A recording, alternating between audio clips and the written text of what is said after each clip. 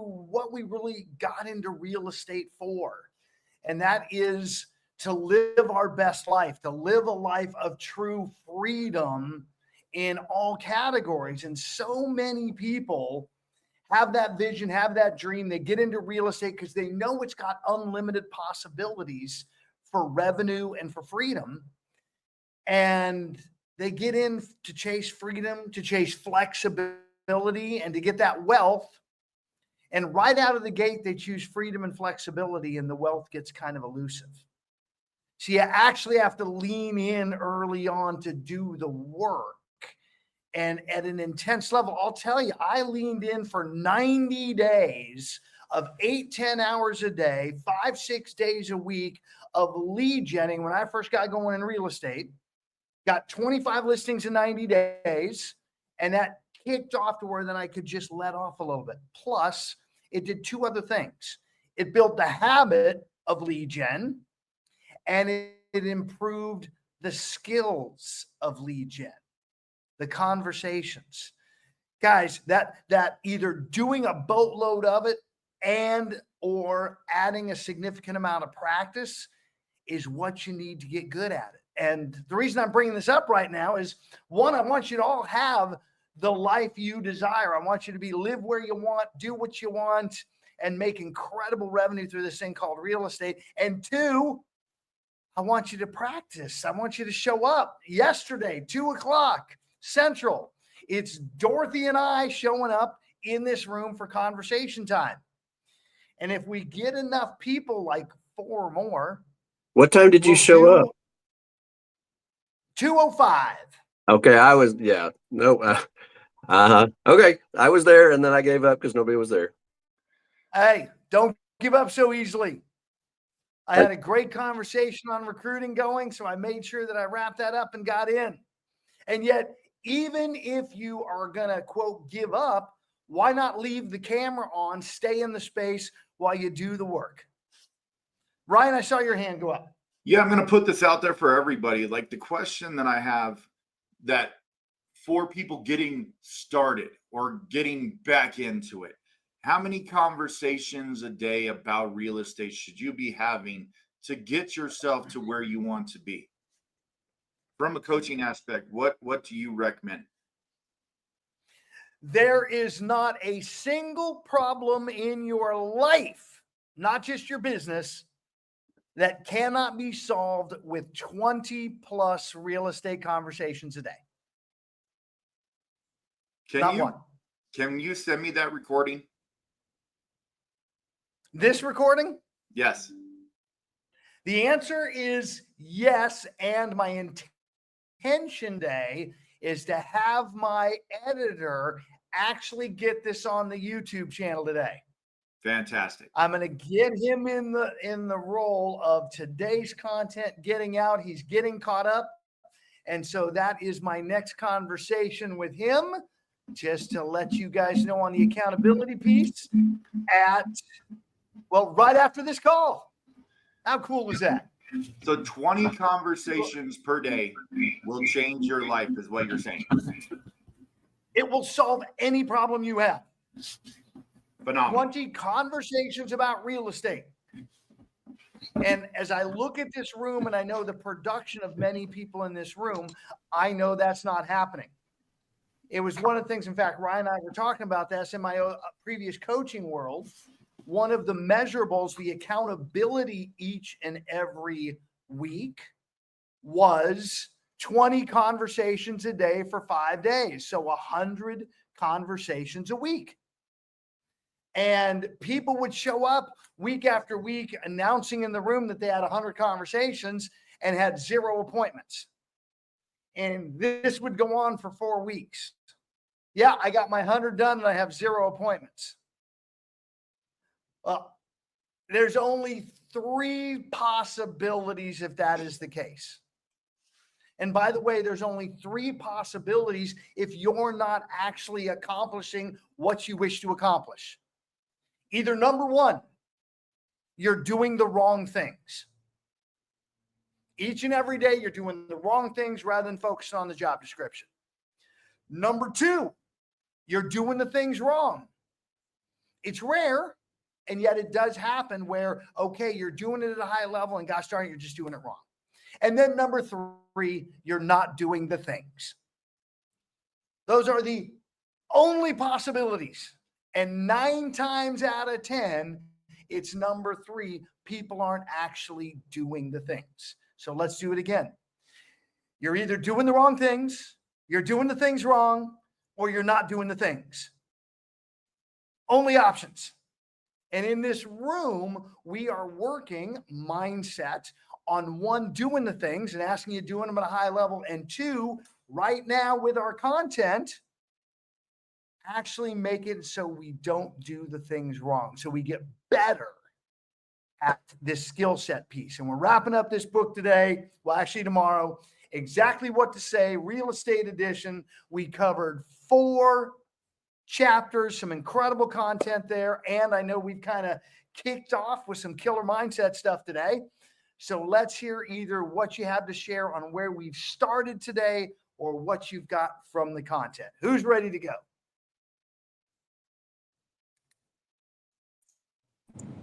Hey, y'all. Good morning. Oops, someone else opened up. Who's that? You can go first. Go for it, client. You're first, and then Josh is second. Okay, I think I'm at the right chapter.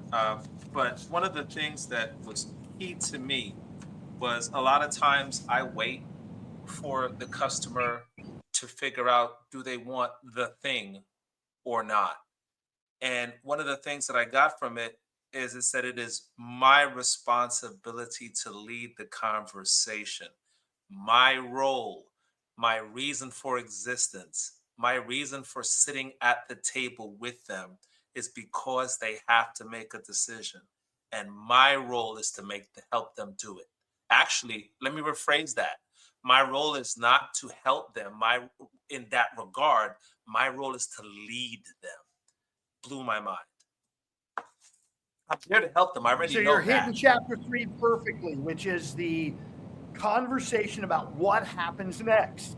What happens You've done a great next. presentation. You've gone through it all. And then what happens next is a great language to wrap up the next steps and lead them down the path. So I want to give a couple pieces because I got stuff highlighted in here. And you mentioned it. Client, it is your responsibility to lead the conversation. Yep. It's right there on page 122. And that sounds page so 121. weird. I'm sorry. Go for it. And that sounds so weird because, you know, we're agents. You know, we're supposed to be nice and passive, and just show the house, and they'll figure it out after a while, and then we'll write up the contract. But then we've shown 60 houses, and we've spent 3 years with one customer. So they've already come to us and said, "Hey, I want your help." Yes, we have to help them, but we also have to lead them. That was my aha. Well, and those are one and the same. Without your help, often others make no decision at all, and everyone loses out. So what happens next is creating a scene. You don't ask them what they would like to do. You just tell them what happens next. So what happens next is we're going to take a few moments. We're going to complete some of your personal details. We're going to make sure that we wrap up what you want in the marketing piece. And we're going to schedule our photography. We're going to schedule our stager, just walking them through the things you're going to do to list the house. So what day would you like to schedule the stager? Is Monday, Wednesday, or Friday better? The 3 offers. If they give you a date, they've just said yes. And now as you're going along, you can get the paperwork done. Okay? What else you guys have? Josh, you're up next. Well, a client kind of stole, and you kind of stole my thoughts there. I was going right there because I've been sending houses, and so this morning or last night they said, "Hey, we'd like to look at this," and then that it was the point where I said, "Okay, this is what happens next. You can't go look at it by yourself. I have to be with you. Send them a couple documents, have them sign off on RECAD and broker buyer agreement, and you have to be able to create, yes, you have to lead, but you also want to be the authority figure in the process, because so many people today think they can do this themselves. I mean, they've watched HGTV, they think they know, oh, this is what we do when we buy a home, but they really don't have a clue. And so not only do you lead, you have to be the ultimate authority in the process. How many of you, by show of hands, either are concerned or don't feel like you can step into that role of being the authority? So I'm seeing some. I want to him and a home and a heaven to him. My best Latin. You have now been all anointed. No matter what, you know more about real estate than the client you're out showing stuff. You are the authority in comparison. And each and every one of you are getting better every single day. So just own it, run with it, and as Josh says, show up as the authority. Who else? I really appreciate the just to the new skill level with it, because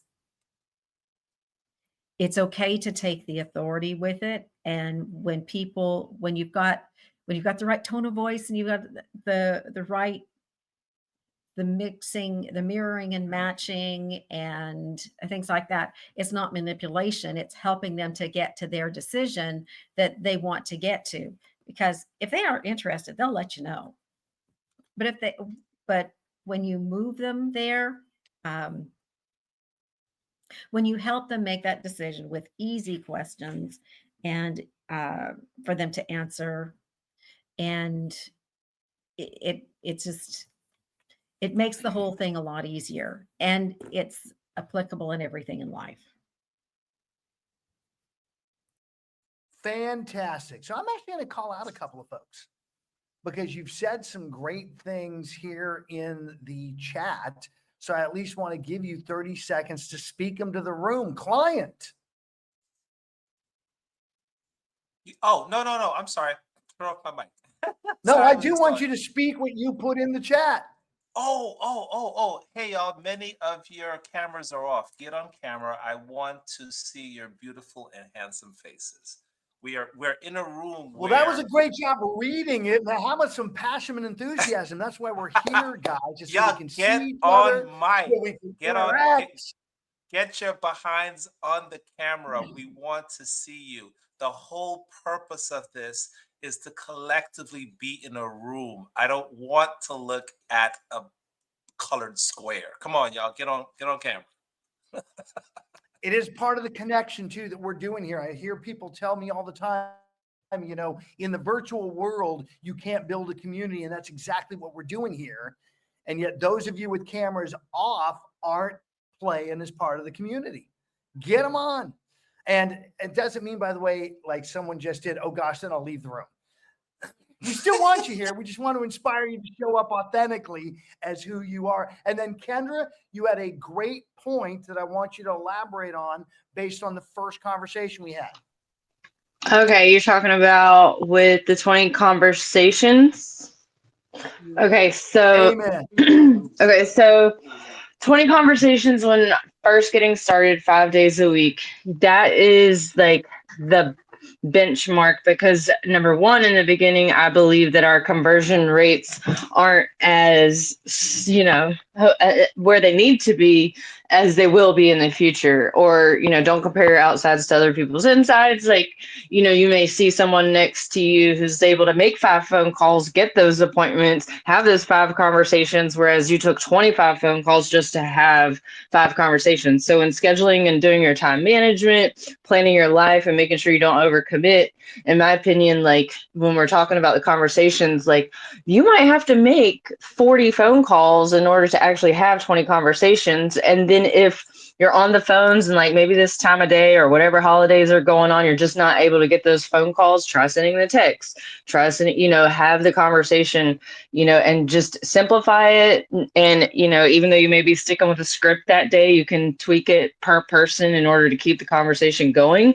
So, but it's a numbers game, it's a time management. If you're like, I'm going to do 10 before lunch, and 10 after lunch. And then I might have to do 10 more tonight. And then just track and see what you did. And then in my opinion, like that's the whole thing. If you're that means you have to have 100 conversations over 5 days. Well, if I'm only at 80 on day 5, I still have 2 days in the week to hit my 100. So I just wanted to point out, I didn't want people to think, oh, I made my 20 phone calls, I had 1 conversation, I hit my mark. No, because it's not going to get you to the closings and the appointments that you need. So I just wanted to point that out. So let's get into some definitions real quick so you guys know what I'm using as a measurable and what I want you to track. A conversation is a live, voice-to-voice, two-way communication. So you speaking to someone over the phone and them speaking back, check. You running into someone live, like standing at the grocery store and talking to people in front of you and back of you in line. There's 2 conversations right there you could have about real estate. All kinds of places. Number 2, so either on the phone, face-to-face. Man, kids these days, two-way text counts as long as there's a response and you enter into a dialogue regarding real estate. And two-way direct messenger on social media. So if you're running into challenges having enough conversations, by all means, with some of these tools like direct message, social media, you could start those in the morning before even folks are up and start reaching out to people that are on your feed and initiating conversations, finding out what you can do to take it to the next step. What was that? And just for some of those Gen Xers, some of them actually will not communicate on the phone. For some people in that age range, that is the only way that you're going to communicate with them. It's weird. And I will tell you now, we're going to force them into live conversations at the right points. No, some things, remember, Right. our conversation success is 55% body language, 38% tonality and rate of speech. So anytime you're in a digital communication, text or direct message, you are losing 93% of your effectiveness, and the 7% is way open to interpretation. One of the most difficult things for foreigners to learn about the English language is how much inflection changes meaning. And so I just want to make sure that we don't then hide behind that and stay in that space, because we'll lose effectiveness and there'll be miscommunication. What else you guys have from the content? Still lots of good stuff. Coach, I want to bring in, I guess, what Josh was, I think, referring to chapter 23, but then on just page 110, the tricky part where it says they may not like to be told what to do, but they do like to know what to do. Also, people don't like telling people what to do, but they do like to be led. So that's the where you say, wait, what happens? This is what happens next. This is what we're doing next.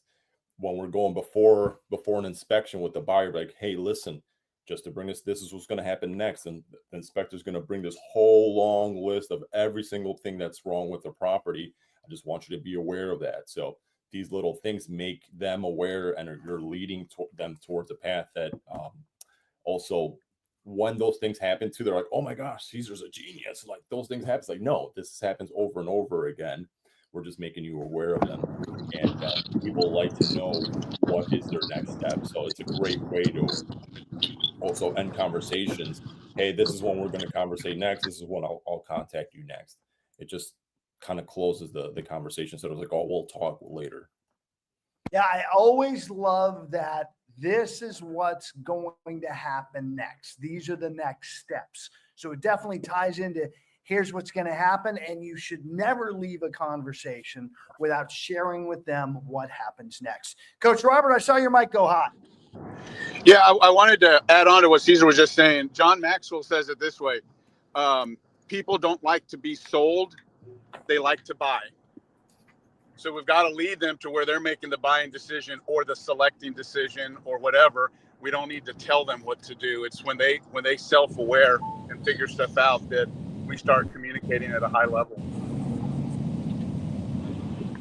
Absolutely. And great job bringing John Maxwell into it. Always a good guy for us to be paying attention to.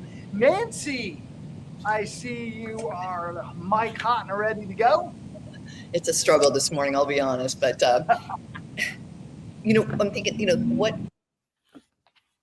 this chapter, like what happens next? I just take it one step further, even with my emails to sellers and buyers, and it's labeled next step. So everything is, whether it's like the EMD, when we first get into contract, I have a whole email platform that this is what's going to happen next. We're waiting for this. And then once I get that, once the EMD goes in, there's another next step. So if I do get busy and I don't call or text them, they're never left going, I wonder what's going on. What's the next step? They're getting an email every step of the way with the next step. And that's what's labeled. That is awesome that you've actually got a system and process for that as well that may even be automated. So you're keeping them in the loop along the way, rather they're a buyer or a seller. All of you should start building that system. And that way you've got it ready to go for next steps. And Jeanette, I see you're hot. Going to the next chapter. What makes you say that? There's some ahas in here. It says, you must first understand what an objection is to overcome it. There's always a possibility that the objection is an alternative to saying no, thank you, or a way of pushing the decision away for another day. However, it is always a shift in control of the conversation. And the second any objection is raised, the other person seizes the power and you are obligated to respond to their wishes. So reminding us that we already know that success in negotiation is always about maintaining control in a conversation, and the person in control is always the one who's asking the questions. By treating every objection you face as nothing more than a question, you can quickly regain control. It gives a list of the questions and responses to that. I think this is huge for us.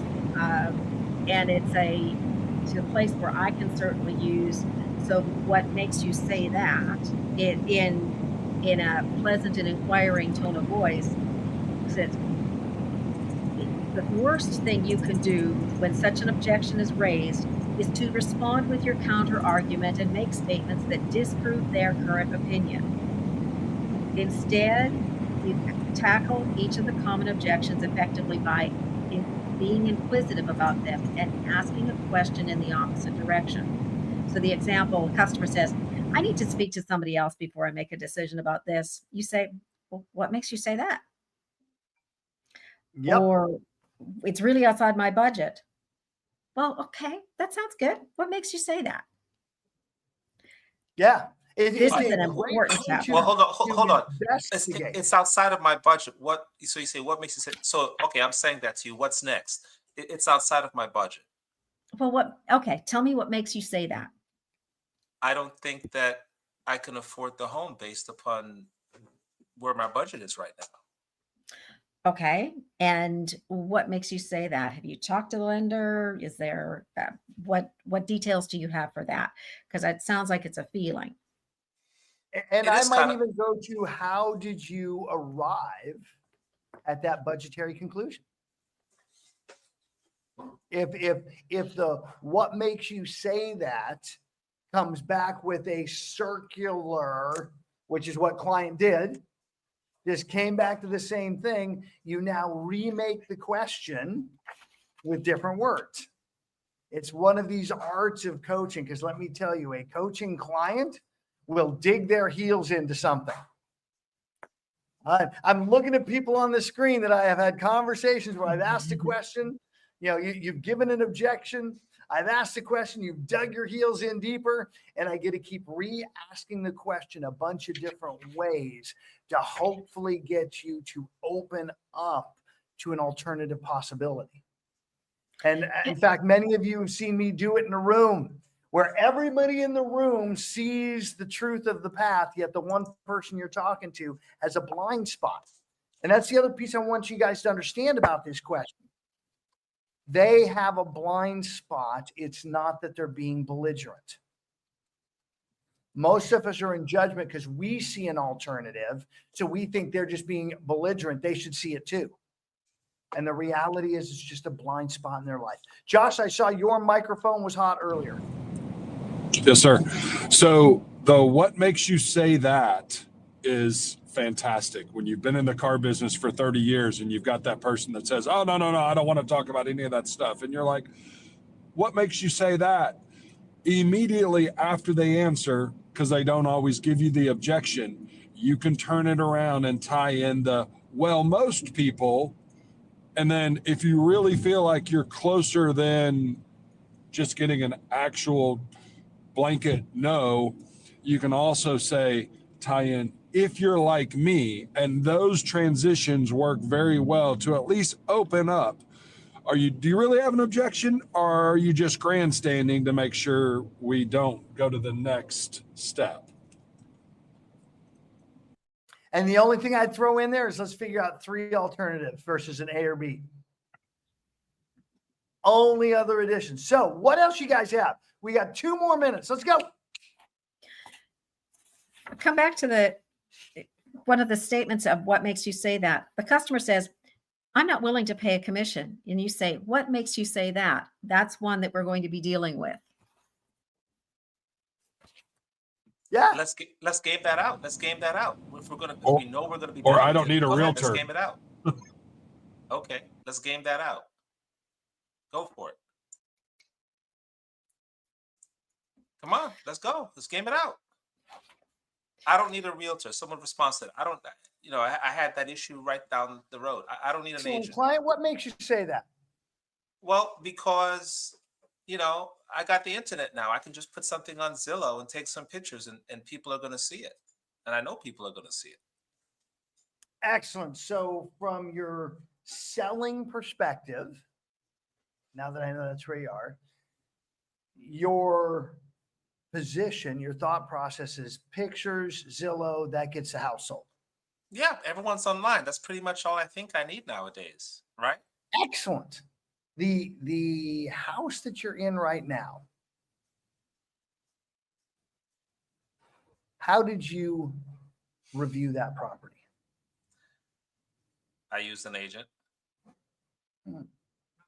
What was it about that had you do that? I couldn't get in. I didn't have access. Next question. And this gets me for the average person out there. There's 2 types of people out there, client. Those that think they're the expert and those that are open to possibility. And so my question for you is, in selling your house, is pictures and internet the only thing required to get from finding a buyer to closing? I'm sure there's some legal stuff that has to be done. I guess I can just contact a lawyer to make sure that happens. Some legal stuff, contact a lawyer, anything else? What am I missing? What about the actual skill of negotiating? I don't want to pay too much for a house. I'll give you that. Paying the right amount is important. Who wants to spend too much on the largest investment of your life? I'll give you that. Well, that's on the buy side. We were talking the sell side here. I still don't want to spend more commission than I have to spend if I'm selling my house. I'd love so let me get this right. What you're really concerned about is the net dollars to you, right? That makes a big difference. Yes, because I have to buy something else. I absolutely get that and understand that. You know what concerns me about this? What's up? Well, most people think that it's just about marketing and finding a buyer, which we know isn't true. Negotiation is an integral part of the process. And top companies wouldn't spend hundreds of thousands of dollars to hire the best negotiators to negotiate them for if that wasn't important, would they? You got a point. You got a point. Are you aware what the national statistics are for sale by owners on how much below asking price they actually settle for? No, but that would interest me because I'm a numbers guy in regards to that. I want to make sure I'm getting the most for my dollar. That matters. The most recent NAR statistics based out of MLS stats is that 9.3% goes away by being a for sale by owner. I mean, I just got to ask, if there was a Rolex that somebody was selling themselves, would you expect to pay retail? No, I would want a discount because they don't have all that overhead. And yet, if it's properly marketed at the great jewelry store that specializes in Rolex, now how do you feel? I feel like I'm getting, how should I put this? I feel like it's more of a special purchase because I've used a professional. So the person selling it themselves or the store, which one's actually going to get a higher price point for that sale? Good point. Probably the store. So what does that mean about the selling of your house? Okay, I understand. So here's what's going to happen next. I intend, by the way, on making sure your house sells correctly. So the first thing I'm going to do is bring in a stager to really review everything that needs to be done to make this the next house to sell. And once that's done and we've gone through those steps, then we move on to the photography and the advertising preparation. So my stager is available the first half of the week, the second half week, and I can even call in a favor and get her on the weekend. Which would work best for you? If you're able to do that ASAP, let's go. I want to sell the house. Awesome. Awesome. Let's get some paperwork done. That's what I meant by gaming it out, guys. That's why I know that's what you meant.